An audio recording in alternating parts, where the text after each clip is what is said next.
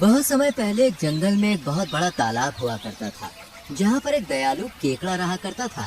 इसलिए जंगल के सभी पक्षी उसे प्यार से दयालु कहा करते थे। दयालु चाचा, जल्दी चलो, मेरी माँ गिर पड़ी है। क्या? पर कैसे? अच्छा तुम रुको, मैं अभी चलता हूँ। दयालु तुरंत मिंटू के साथ जाता है और देखता है कि मिंटू की माँ रिमझिम जमीन पर पड़ी है। इसलिए वो कुछ पानी की छींटें उसके मुंह पर मारता है। रिमझिम, ओ रिमझिम, आंखें खोलो, क्या हो गया? कुछ नहीं दयालु, बहुत गर्मी है तो थोड़ा चक्कर आ गया और मैं गिर गई।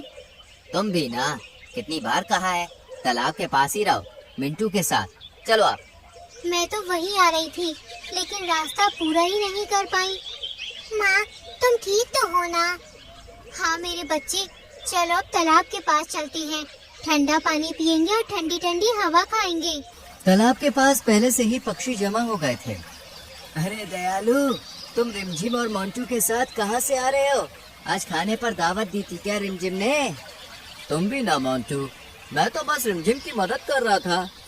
दयालु मोंटू और बाकी जानवरों को पूरी बात बताता है। गर्मी बहुत हो गई है भाई, सूरज दादा तो आग उगल रहे हैं आग, इसलिए तो मैंने अपना ठिकाना बदल दिया। अब यहाँ तालाब के पास वाले पेड़ पर नया घोंसला बनाया है।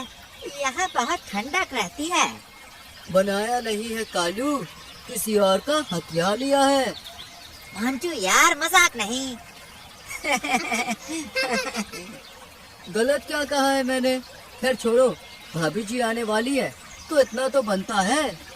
अरे हाँ, हम तो भूल ही गए कि हमारा कालू शादी करने वाला है। दयालु, तुम तो मेरे अच्छे दोस्त हो, इनके साथ मजाक मत करो। मतलब तुम शादी नहीं करोगे? नहीं करूँगा मतलब? नहीं करूँगा मतलब। सभी मजाक कर ही रहे थे कि तभी पीलू की नजर चीते पर पड़ती है। अरे नहीं, ये तो जगीरा है।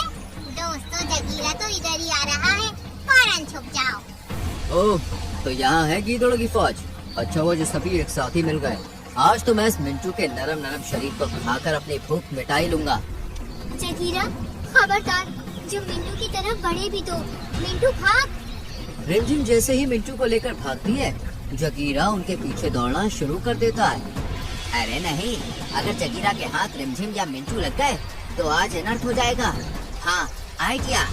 दयालु जगीरा के पीछे जाता है और मौका मिलते ही उसकी पीठ पर चढ़कर उसे काटने लगता है। आई, आई, दयालु, मेरी पीठ पर से उतर, बहुत दर्द हो रहा है। ये तो तुझे रिमझिम और मिंटू पर हमला करने से पहले सोचना चाहिए था। आज तो मैं तुझे काट काट के छलनी कर दूंगा। मुझे माफ कर दयालु, आगे से ऐसी गलती नहीं होगी। तेरा क्या भरोसा, पिछली बार भी तूने ऐसा ही कहा था। आज तो मैं तेरा भरता बनाकर ही रहूंगा। मैं वादा करता हूँ, पर जल्दी उतर, बहुत दर्द हो रहा है। तो वादा कर जगीरा कि आज के बाद जंगल के किसी भी जानवर को नुकसान नहीं पहुंचाएगा। हाँ, वादा। अब उतर, उतर जल्दी। दयालु जगीरा को छोड़ देता है और जगीरा फुर्ती में यहाँ से भाग जाता है। एक बार फिर तुमने बचा लिया दयालु, तुम्हारे एहसान बढ़ते ही जा रहे हैं हमारे ऊपर। शुक्रिया दयालु चाचा। सच में यार दयालु, तुम बहुत बहादुर हो। यही एकमात्र कारण है जो मैं तालाब के पास रहता हूँ। अब मुझे किसी से कोई खतरा नहीं। हाँ, क्योंकि असली खतरा तो तुम ही हो। इसी तरह हंसी मजाक के दिन गुजरने लगते हैं और एक दिन, बहुत दिन हो गए जंगल में कहीं घूमा नहीं हूँ मैं। चलो आज एक चक्कर लगा कर आता हूँ। दयालु जंगल में टहलते हुए तालाब से काफी दूर आ गया था। तभी उसे किसी के जोर जोर से चिल्लाने की आवाज आती है। बचाओ, कोई तो बचाओ, मेरी मदद करो। क्या यहाँ कोई नहीं है? ये किसकी आवाज है? लगता है जैसे मानो कोई मुसीबत में है। चलो मुझे चलकर देखना चाहिए। दयालु जब आवाज की दिशा में जाता है तो वहाँ एक पिंजरे में पिंटू मुर्गा कैद था। तुम कौन हो और इस पिंजरे में तुम्हें किसने कैद किया? कुछ मत पूछो दोस्त, मेरा नाम पिंटू है। मैं पास के ही जंगल का रहने वाला हूँ। यहाँ खाना ढूंढते हुए जंगल में घूम रहा था कि तभी यहाँ मुझे बहुत सारा दाना नजर आया। आसपास कोई नहीं था तो मुझे भी लालच आ गया और मैं यहाँ दाना खाने के लिए चला आया। पिंटू, तुम्हें समझना चाहिए कि जंगल में शिकारियों की संख्या बढ़ती जा रही है और ये किसी की चाल हो सकती है, इसलिए सावधानी जरूरी है मेरे दोस्त। आज के बाद ऐसा नहीं होगा। तुम मुझे बचा लो, वरना ना जाने मेरा क्या होगा। कुछ भी नहीं होगा। तुम अभी मेरे साथ मेरे घर चलोगे, जहाँ मैं तुम्हारे लिए अच्छे अच्छे पकवान बनाऊंगा और तुम खाओगे। पर कैसे? मैं तो यहाँ कैद हूँ। बस थोड़ी देर। दयालु तुरंत अपने नुकीले दांतों से उस पिंजरे को काट देता है और पिंटू को लेकर अपने घर चला जाता है। तुमने तो कमाल ही कर दिया। तुम बहुत अच्छे हो। अगर तुम सही वक्त पर ना आते तो शायद आज मैं जिंदा ही नहीं होता। अब तुम बिल्कुल चिंता मत करो, यहाँ पर तुम बिल्कुल सुरक्षित हो। तुम चाहो तो मेरे घर में रह सकते हो, या फिर मैं तुम्हारे लिए एक घर बनाने में मदद करूँगा जिसमें तुम आराम से रहना। अरे मेरे दोस्त, कोई बात नहीं, मैं खुद बना लूँगा। इस तरह पिंटू भी यही रहने लगता है। सब कुछ ठीक चल रहा था, लेकिन एक दिन दयालु की आँख शोर शराबे के साथ खुलती है। ये कैसा शोर है? ठीक से कोई सोने भी नहीं देता। इतनी अच्छी नींद आ रही थी। क्या हुआ है बाहर? चलकर देखना पड़ेगा, जरूर कोई मुसीबत है। दयालु दयालु, जल्दी बाहर आओ, देखो तो क्या हो रहा है। पिंटू, लगता है बाहर कुछ गड़बड़ है, चलकर देखना पड़ेगा। दयालु जैसे ही अपने घर से बाहर आता है तो जंगल का नजारा देखकर उसके होश उड़ जाते हैं, क्योंकि पूरे जंगल में आग लगी हुई थी। सब इधर उधर भाग रहे थे। इतनी भयानक आग, लेकिन कल रात तक तो सब कुछ ठीक था। ये सब अचानक कैसे हुआ? कुछ नहीं पता दयालु, लगता है गर्मी का कहर है। हमें जल्दी यहाँ से भागना होगा, वरना हम मारे जाएंगे। दयालु और पिंटू भाग ही रहे थे कि तभी दयालु की नजर रिमझिम पर पड़ती है, जो अपने घर के बाहर बैठी रो रही थी। रिमझिम, क्या हुआ? और मिंटू कहाँ है? मिंटू घर में ही है दयालु, आग की लपटों के बीच। मुझे तो समझ नहीं आता क्या करूं, कैसे बचाऊं अपने बच्चे को। आग बढ़ती ही जा रही है। तुम चिंता मत करो, मैं कुछ करता हूँ। दयालु जैसे तैसे रिमझिम के घर में घुसता है, जहाँ मिंटू एक तख्ती के नीचे दबा हुआ था। वो उसे उठाकर बाहर लाता है और फिर रिमझिम के साथ उसे जंगल से बाहर भेज देता है। दयालु, अब हमें भी चलना चाहिए। रिमझिम और मिंटू तो बच गए और वो बाहर भी चले गए। चलो अब हम भी चलते हैं। नहीं पिंटू मेरे दोस्त, जिस तरह मिंटू मुसीबत में था, हो सकता है कि जंगल में और भी कोई हो जिसे हमारी मदद की जरूरत हो। मुझे उनकी मदद करनी होगी। दयालु के कहने पर पिंटू भी लोगों की मदद करने के लिए तैयार हो जाता है और दोनों सभी पक्षियों जानवरों की मदद करते हैं, पर खुद आग की लपटों में घिर जाते हैं। दयालु, अब क्या होगा? हम तो चारों तरफ आग से घिर चुके हैं। अब हम बाहर कैसे जाएंगे? इस पर दयालु खांसते हुए बोला, पिंटू मेरे दोस्त, मुझे लगता है मैं बच नहीं पाऊंगा, लेकिन तुम उड़ सकते हो। पिंटू, जाओ, यहाँ से भाग जाओ और अपनी जान बचाओ। नहीं दयालु, तुमने मेरी जान बचाई थी। अगर हमें मरना ही है तो हम साथ में मरेंगे।